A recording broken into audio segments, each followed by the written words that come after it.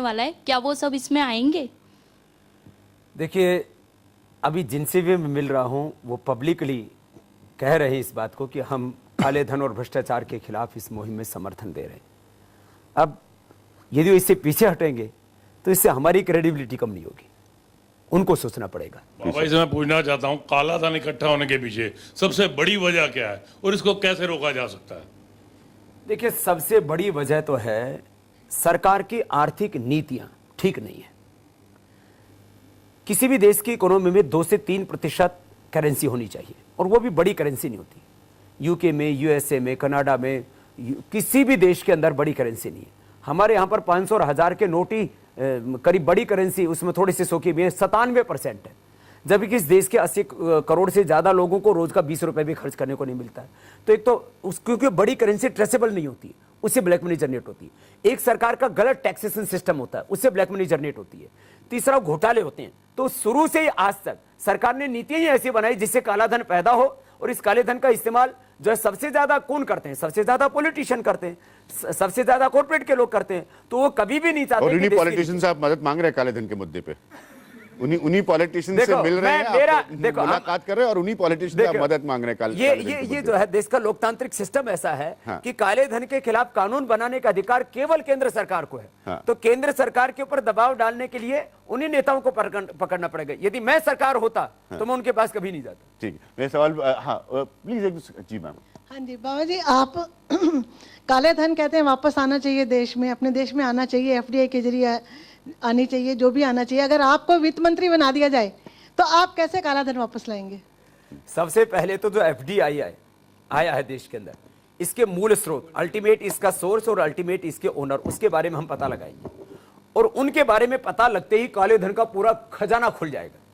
माने करीब 20 लाख करोड़ रुपए ये एफडीआई के माध्यम से अभी लेकर के आए, और अभी पूरा लाने की तैयारी कर रहे हैं कि रिटेल से लेकर के होलसेल तक सब जगह एफडीआई के जरिए इतना पैसा लिया है, और उस पूरे देश की अर्थव्यवस्था के ऊपर जो है भ्रष्ट लोगों का या कैपिटलिस्ट का ऐसा साम्राज्य स्थापित कर लो कि आम आदमी इस हिंदुस्तान का अर्थव्यवस्था में पूरी तरह से खत्म ही हो जो जाए। अमीर है वो और अमीर होता जाए, जो गरीब है वो तो ये एफडीआई के माध्यम से जो पैसा आया है उसके मूल मालिकों का, माने अभी जो पता लगता है खाली शेयर होल्डर्स और जो है मैनेजर्स के बारे में पता लगता है। यदि मैं वैसे वित्त मंत्री बनना नहीं चाहता, लेकिन यदि मुझे पावर मिले तो एक दिन में हम ये करेंगे कि एफडीआई के स्रोतों के बारे में पता लगे और बेनिफिशियल ओनरशिप का डिक्लेरेशन हो। ये प्रोमिसरी नोट का सिस्टम खत्म होना चाहिए, और एक जनरल पर्पस एफआईआर, जो भी टॉप पॉलिटिशियन, टॉप ब्यूरोक्रेट्स और टॉप कैपिटलिस्ट, इन्हीं का पैसा, इनके खिलाफ एक prevention of corruption money laundering act में एक जनरल पर्पस एफआईआर दर्ज करने का प्रोविजन हो जाए।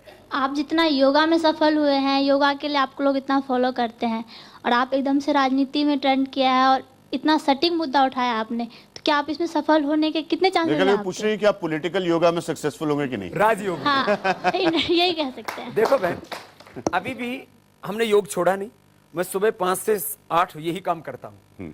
बस दिन में योग के साथ राजयोग शुरू कर दिया है कि अब कपालभाति तो हमने करवा दिया, लोगों का मोटापा भी कम कर दिया, लेकिन जो भूखे पेट है उनसे कपालभाति भी नहीं होता। हमारे राजनेताओं में ऐसे भी हैं जो गरीबों की झोपड़ियों में जाके फोटो खिंचवाते हैं। मैं तो उस किसान के घर में, राहुल गांधी का जिक्र कर रहे हैं आप? नहीं, मैं कर रहा हूँ, मुझे नाम लेने में कोई दिक्कत नहीं। मैं तो पूरे हिंदुस्तान में एक शाइनिंग इंडिया, एक बर्निंग इंडिया, मैं इस भेद को खत्म करना चाहता हूं, और मैं आप सबको यह आश्वासन देना चाहता हूं। मुझे चाहे कितने वक्त लगे, जब मैंने योग शुरू किया था तब मेरे ऊपर बहुत आरोप लगे थे, अभी भी मुझे रोज अपमानित किया जाएगा, लेकिन चाहे मुझे 1 साल लगे, 2 साल लगे, चाहे मेरी पूरी जिंदगी इसमें लग जाए, हम ये काला धन दिलाएंगे और ये शाइनिंग इंडिया और बर्निंग इंडिया का भेद खत्म करेंगे, पूरे भारत को ताकतवर बनाएंगे। शाइनिंग इंडिया और बर्निंग। हाँ, आपके सवाल। हाँ, बाबा जी, सूर्य प्रकाश लुनकर। मेरा सवाल थोड़ा सा लंबा है, पर जवाब जी है कि हाँ या ना में दीजिएगा प्लीज़। कुछ हजारों साल पीछे जाते हैं तो भोलेनाथ जी, शंकर एक शख्स था, उन्होंने शंकर भगवान की बहुत तपस्या की, तो शंकर भगवान प्रकट हुए और उन्होंने बोला, बच्चे मांग, जो मांगना है मांग। उन्होंने उससे एक चीज़ मांगी कि मैं जिसके सिर पे हाथ रखूं वो भस्म हो जाए। भोलेनाथ जी ने दे दिया। उसने सबसे पहले किसके सिर पे हाथ रखा? शिव भगवान के। कोशिश की, हजारों साल वापस आगे आते हैं। पिछले साल आपने बहुत तपस्या की, अन्ना की टीम ने बहुत तपस्या की, अभी भी आप कर रहे हैं। आपको क्या लगता है कि जिससे आप ये मांग रहे हैं, सोनिया जी, मनमोहन जी, प्रणब मुखर्जी, एल.के. आडवाणी, ये सब जो सिब्बल जी, ये आपको लगते हैं भोलेनाथ हैं जो वही आपको वरदान दे देंगे भोले बन के कि मुझे भस्म कर दो? बहुत बढ़िया प्रश्न है, बहुत बढ़िया। ये उसी बात से बाबा रामदेव जी जुड़ा हुआ है जो मैं आपसे पूछ रहा था कि आप जिनके दरवाजे जा रहे हैं ये वही है जो आपका एजेंडा पूरा ना होने की कोशिश करेंगे, होने की नहीं। एक जैसे भाई ने कहा, आपने कहा नहीं, जनता बड़ी गहरी है। हाँ, मासूम है लेकिन मुश्किल सवालों की कोई कभी नहीं। एक हमारे कवि मनवीर मधुर ने बोला, कारण माल पूछ बैठे हम चोरों के सरदारों से। अब देखो, दिक्कत यही है। तो अब हमने निश्चय किया है कि 9 अगस्त से करोड़ों लोग एक साथ फिर हम उतारेंगे मैदान में। देखो, पहली क्रांति हुई थी ना 1857 की, तो करीब 10 वर्ष उसकी तैयारी में लगे, 90 साल पूरा होने में लगे, 100 साल लगे थे। तो हमें 1 ही साल हुआ है अभी, हम इसको थोड़ा 9 अगस्त आने दीजिए, करोड़ों लोगों को उतारेंगे मैदान में। और हम कहेंगे या तो अब जो हम कह रहे हैं वो मजबूत लोकपाल लाओ, और काला धन जो वो हम कहते हैं 400 लाख करोड़, ये कहते हैं ये तो 50 लाख करोड़ है, ये तो 100 लाख करोड़, वो जितना भी है वो हमें दो, नहीं तो फिर हम जो है फिर अपने अस्तित्व को हम विलीन कर देंगे। बाबा, आप बात कर रहे हैं कि काला धन वापस आना चाहिए और उसका इफेक्टिव प्रोसीजर की, लेकिन मेरा प्रश्न आपसे ये है कि काला धन अगर वापस आ भी जाता है तो उसको किस क्षेत्र में निषेध किया जाएगा, और उससे ऊपर की बात कि क्या उसे संभालने वाले लोग, उसे एडमिनिस्टर करने वाले लोग वही 1% लोग नहीं होंगे जो इस वक्त उसकी उत्पत्ति में निषेध। हाँ, बहुत अच्छे क्वेश्चन। ये आप पैसा लेके भी आए, फिर वही बात आ जाती है सान्या, बहुत गहरे लोग हैं। हाँ। आपने तो ऐसे बुला कि जैसे एक्सपर्ट बुला रखे हो आप। देखो, पहली बात तो निवेश कहां होगा। जो भी सरकार की नीतियां बनती है वो अमीरों के लिए बनती हैं। हाँ। गरीबों के लिए बनती हैं, लेकिन गरीबों तक वो पहुंचती नहीं, फिर वो ही लूट लेते उसको। हाँ। डिसेंट्रलाइज्ड डेवलपमेंट, हाँ। ये जो महात्मा गांधी का सपना था वो कभी पूरा नहीं हुआ। ये पैसा लगाना चाहिए एग्रीकल्चर में, किसानों के खेतों को 12 महीने पानी मिले, बिजली मिले, जिसमें अन्न की उपज बढ़े, उनके जीवन में समृद्धि है, उनको पूरा मूल्य मिले। ये पैसा लगाना चाहिए बच्चों के अच्छे स्कूल कॉलेज यूनिवर्सिटी बनाने के लिए कि वर्ल्ड लेवल के हमारे यहाँ पर स्कूल कॉलेज एजुकेशन इंस्टीट्यूशंस हो। रिसर्च एंड डेवलपमेंट में लगना चाहिए। ये पैसा लगना चाहिए हमारे देश के अंदर रोजगार के लिए। आज हमारे देश के अंदर हम इतना उत्पादन नहीं कर पाते कि अपने देश की पूर्ति विदेशी कंपनियां हमारे यहाँ से लूटती हैं, और निर्यात हमारा चीन से 10 गुना कम है। ये पैसा लगना चाहिए हमारे यहाँ पर वेस्ट मैनेजमेंट के लिए, वाटर मैनेजमेंट के लिए, बहुत ऐसे सेक्टर्स हैं। और फिर मैंने एक कहां लगेगा। दूसरी बात, अगली बात के हाथ में चला जाएगा और उन्हीं के हाथ में, इसीलिए मैं व्यवस्था परिवर्तन इसके साथ जोड़ रहा हूं कि अब हम पहले तो उम्मीद ये करें कि ये ऐसा सारे देश का शायद दबाव पड़ जाए तो कर दें, और यदि ये नहीं करेंगे तो 9 अगस्त के बाद शायद भारतीय राजनीति के पुनर्जन्म का प्रोसेस शुरू हो जाएगा। ये बहुत गहरी बात कह रहा हूं। या तो ये कर देंगे, और हम करने खाली काला धन लाना नहीं, लोकपाल भी बनाना और व्यवस्था परिवर्तन उसके साथ जुड़ा हुआ हमने, इसलिए 3 चीजें एक दूसरे के साथ जुड़ी हुई है।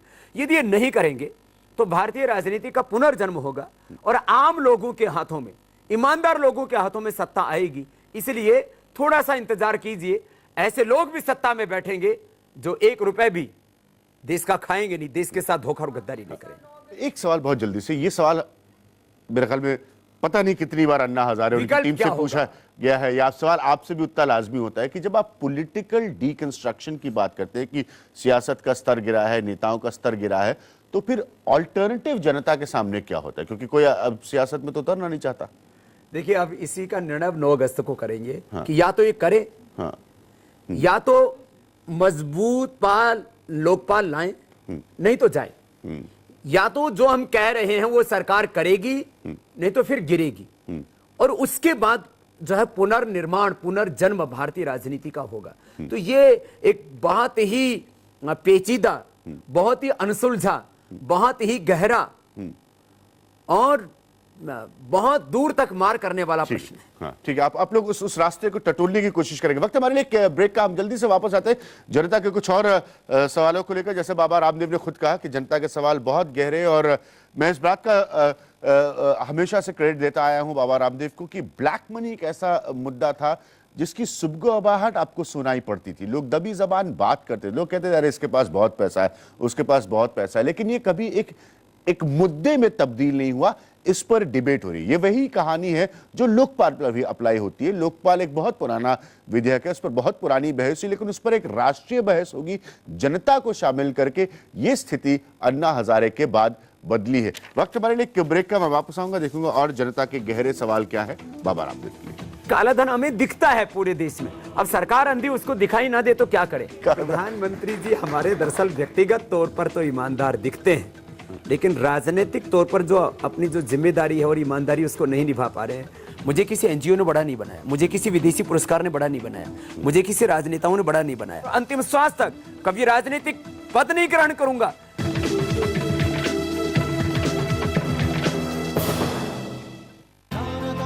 India's largest university. Hostel facility for 15,000 students. 600-acre campus.